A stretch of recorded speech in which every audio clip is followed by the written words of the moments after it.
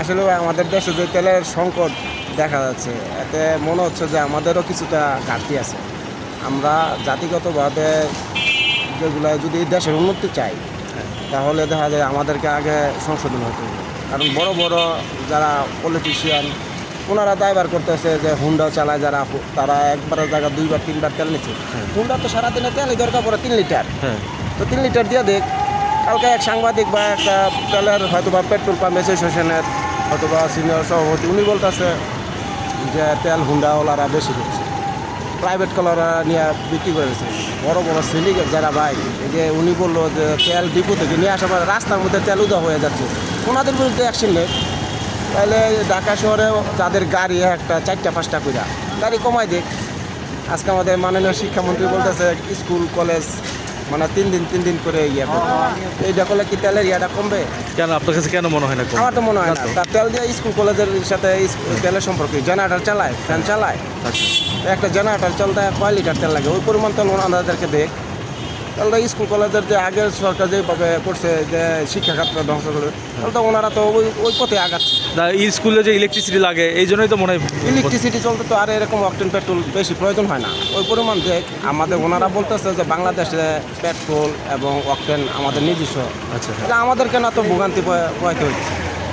আমি তো মনে করি যদি বাংলাদেশের যদি এগুলা আপনার উৎপাদিত হয়, তাহলে আমার তো ওনারা যেই কথা বলে যে ডিজেল আপনার ওই যে পেট্রোল অকটেন, ডিজেলটা বাইরে থেকে আমদানি করে, পেট্রোল অকটেন তো আর বাইরে থেকে আমদানি করা হচ্ছে না। কিছুদিন আগে দেখলাম যে টিভির পর্দায় দেখলাম যে মায়ানমারে তেল পাচার করছে। মানে বুঝলাম না ভাই, মানে মায়ানমারে তেল পাচার করছে 7 চোরা কারবার বাংলাদেশ থেকে। হ্যাঁ, 7 চোরা কারবারিকে আটকও করছে কোস্টগার্ড, আচ্ছা, বাংলাদেশ কোস্টগার্ড।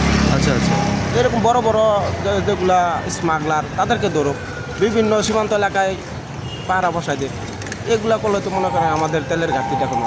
আচ্ছা, ইন্ডিয়া থেকে বাংলাদেশ তেল আনতেছে, রাশিয়ান থেকে বলতেছে তেল আনতেছে, তো আনতেছে। তাহলে আবার বাংলাদেশের মানুষ যদি ইন্ডিয়া তেল পাচার করে, তাহলে তো ইন্ডিয়া তেলের দাম বেশি। এই বর্ডার চেকপোস্টগুলা যথাযথভাবে কর্তৃপক্ষগুলা, আপনি বাংলাদেশের মানুষ যদি ইন্ডিয়া থেকে তেল নিয়ে আবার মায়ানমারে পাচার করে, হ্যাঁ, এইগুলা যদি হয় তাহলে এগুলো বর্ডার যেগুলো যারা বর্ডার গার্ড থাকে বা বর্ডারের দায়িত্ব যারা আছে, এগুলো ভালো করে চেক করুক আচ্ছা, যে আসলে কি হচ্ছে নাকি বাংলাদেশে দুর্নীতি হয়েছে। বিভিন্ন পাম্পে দেখা যাচ্ছে, প্রত্যেকটা পাম্পে তেল নাই, তেল নাই, তেল নাই, বন্ধ। তাহলে আমাদের মাননীয় মন্ত্রী মহোদয় বলতেছে আমাদের তেলের কোনো ঘাটতি নেই, তাহলে পাম্পওয়ালারা তেল নাই, পাম্প বন্ধ, তাহলে এইটার সমাধানটা কি?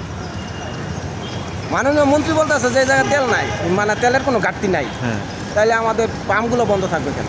এটার কোনো ফলাফল বা সুরা হয় আমি পাচ্ছি না। আমি সাধারণ মানুষ হিসেবে যেটা মনে হইলো যে ঊর্ধ্বতন কর্তৃপক্ষরা বিভিন্ন ইয়েগুলা সার্চ করলে বাড়িয়ে যাবে আসলে। ঠিক আছে।